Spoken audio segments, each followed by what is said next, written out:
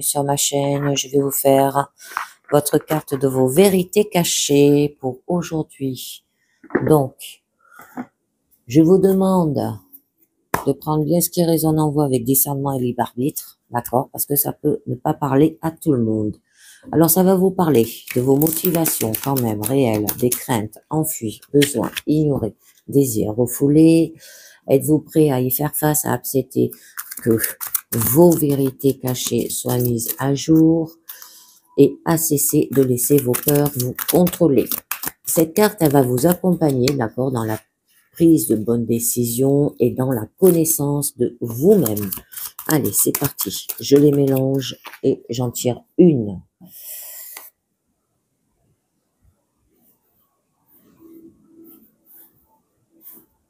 Allez, j'en tire une et on va voir de quoi ça vous parle. Hop, on nous parle de la carte 56, les amis.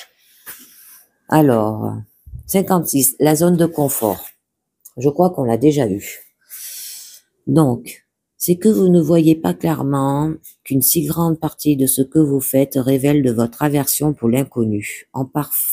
Et parfois, l'aversion pour l'inconnu est le moyen de s'assurer que vous ne alignerez jamais sur ce que vous désirez vraiment et dont vous avez vraiment besoin. Les choses qui nous sont familières nous semblent sûres, elles nous paraissent connues, prévisibles et incontrôlables ou contrôlables. On comprend parfaitement pourquoi nous gravitons vers des choses qui sont sûres, mais cela peut nous conduire à une vie de limites.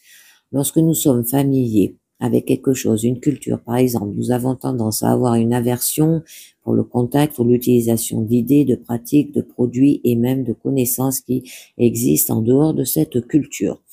Il n'est pas nécessaire d'être un génie pour voir à quel point cela peut poser problème. Le malentendu qui touche toute personne qui a peur de sortir de sa zone de confort, c'est qu'elle a peur de l'inconnu.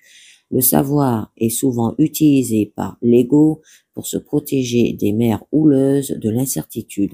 Mais l'idée selon laquelle tout le monde a peur de l'inconnu est totalement fausse.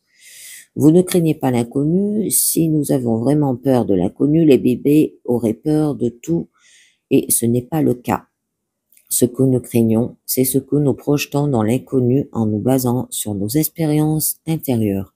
Lorsque nous sommes confrontés à l'inconnu, l'esprit se met au travail en projetant ses peurs déjà acquises dans l'inconnu pour essayer de prédire ce qu'il y trouve, puis essayer de trouver comment éviter ces peurs. Ce sont ces projections qui nous font peur. Par exemple, si nous quittons un emploi que nous occupons depuis 10 ans pour faire quelque chose de radicalement nouveau et différent de notre vie, nous nous aventurons dans l'inconnu. Mais nous ne craignons pas l'inconnu en soi.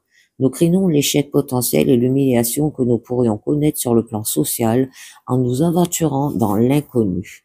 Nous craignons cela parce que nous avons déjà connu le sentiment d'échec et d'humiliation et que nous souhaitons l'éviter à tout prix. Nous pensons que des choses potentiellement indésirables se cachent dans l'inconnu et ce sont ces choses que nous craignons.